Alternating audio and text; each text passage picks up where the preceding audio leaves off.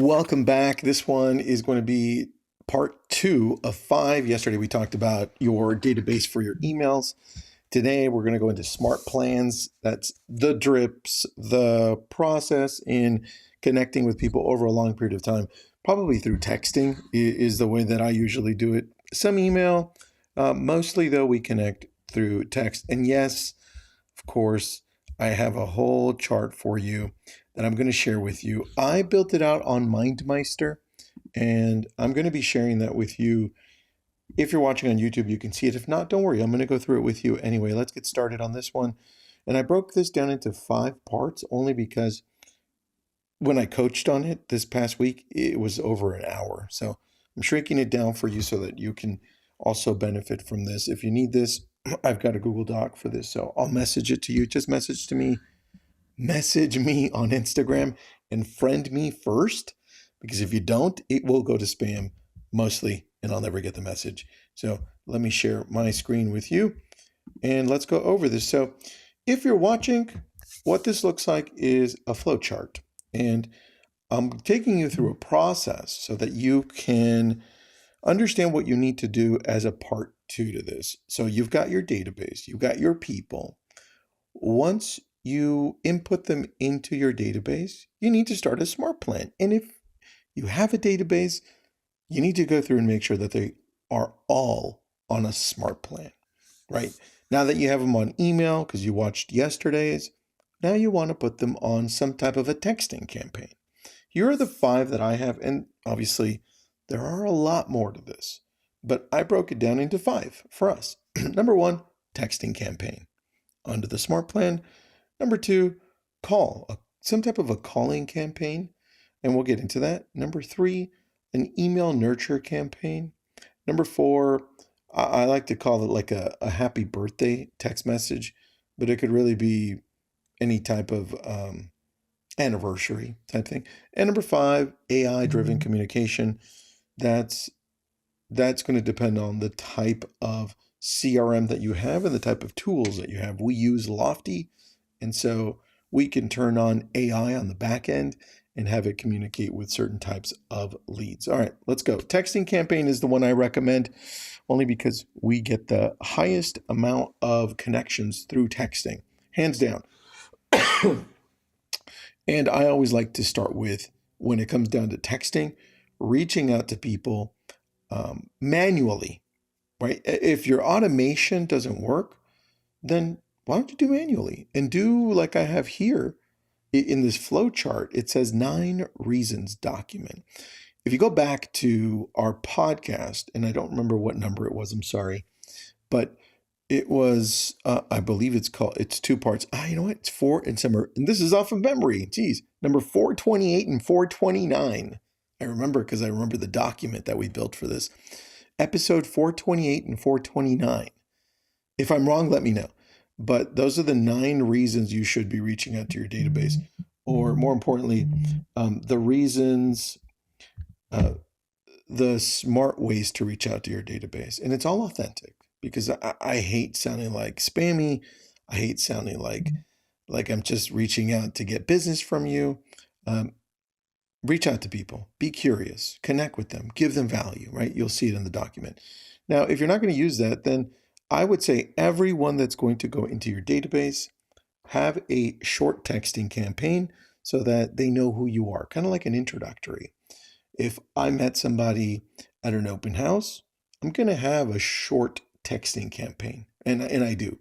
If you need that one, there's so much I can give you on this one, but whatever you need and you're listening in, message me and say, Tristan, give me this specifically, and I'll give it to you. But on the short one, on an open house, it would be more like, hey, this is who I am. This is what you need. This is all these things, probably for like 15 days or so. And then I would transition over to a long campaign, meaning now that I introduced my world and the value I offer, I'm going to connect with you long term, whether it's going to be a year, 2 years, 3 years, or more on this texting campaign, right? And then the next one is special events. We use texting campaigns for our events: Easter, Christmas, Thanksgiving, summer, Halloween, which we love, or smaller events like a boat ride around the island on Westlake or whatever we do, right? We text. We text for follow-up and we text for after post event. Next, calls. Now, calls means you're going to get prompted through your system, through your smart plan to make the calls. Now, I can connect it to the bottom one. It says AI-driven communication, where you can have AI call for you, which we have tested. In fact, if you watched the episode 3 days ago or 2 days ago, you heard me have a whole conversation with AI, and it sounded amazing. And yes, that's a type of AI that can start making calls for you. I think that they are almost to the point where those conversations would be great. It's not that great yet, only because it can't give the consumer the quality of conversation without sounding like it's digital. I'd say if you're going to use AI to communicate in these calls, make it so that they know it's AI, which, by the way, you're supposed to. And also just so that you can stay in communication with them long term, right? And maybe get some hand raisers. But calls, I would say jump in and call. Call quarterly or call again before events and after the events. And I still do this. We did this today on our live coaching call. By the way, this episode is brought to you by brillianttribe.com. Check us out. I forget to do it in the beginning, and sometimes I forget at the end. So that's calls. Next, email nurturing. And email nurturing is part of the smart plans that's automated. So it'll pop in and it'll automatically do it for you. This is where you have to decide everyone you're putting into your system or that is in your database and that's not on a smart plan, have them on a smart plan that includes texting, that includes these prompts for you to call, that includes emails. But what do the emails sound like?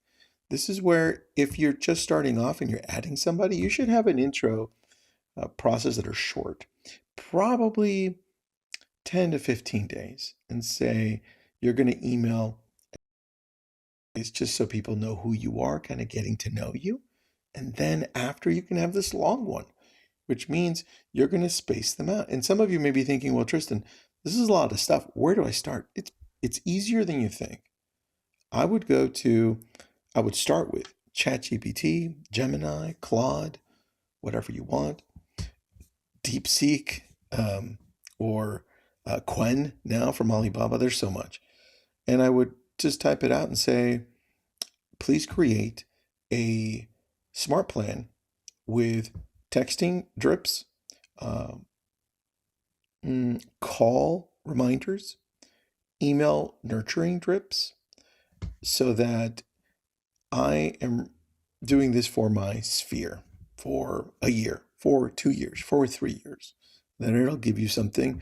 Then go ahead and tweak it, communicate and say, no, not that, make it like this, make it like that. That's the whole point, right? Oh, and you can add, hey, make one introductory one for 10 days for email. Make now a long-term one. The point is, you need to have this, and email is part of it. Last two here, happy birthday text or message. I like this to be inside of our smart plans, so that as soon as I add somebody, if it's manually, I like to ask when their birthday is or when their anniversary is, or like I mentioned yesterday by email. Pets, and children, just this whole world that we have so that we can connect better. The more information I have from my clients that are in my database, right? This is why it's called Your People, right? The better it's going to be. So happy birthday text or message. And then lastly, AI-driven communication. The key, I think, here is texting. And this is why we love using something like Lofty. We use Lofty. And this is where you can turn on the AI and it's machine learning. So along the way, it learns how to send better text messages. And we've seen that we can use these to give us what we call hand raisers, those people that are finally ready, or they've been nurtured through our whole smart plans, and then the AI engages them by text. And then we're like, oh, they raised their hand. Let me give them a call, right? That's where I come in. Or that's when one of our ISAs comes in and calls them. So the point of this in the smart plan is to make sure that you outline whatever this looks like for you. And now start using it in your database. And start with, I put right here, your people. And it could be the whole database, like your everybody. Or it could just be, maybe you want to start simple and it's like everyone on your phone, right? Just your phone. You're like, let's extract these and let's see who on my phone I know. And let's start with those. What type of communication would you like to have here? When it comes to smart plans, maybe it's just texting for now. And it's maybe you reaching out. The point is, you need to have a plan as to what happens next, right? And if you don't have that plan, guess what? You're going to get lost. And you're going to wonder why this business doesn't work, or why your CRM is not working, or why the leads you're getting aren't working. And we hear this often. So please put some system in place. This is part 2. If you missed part 1, go back, and I will talk to you again tomorrow.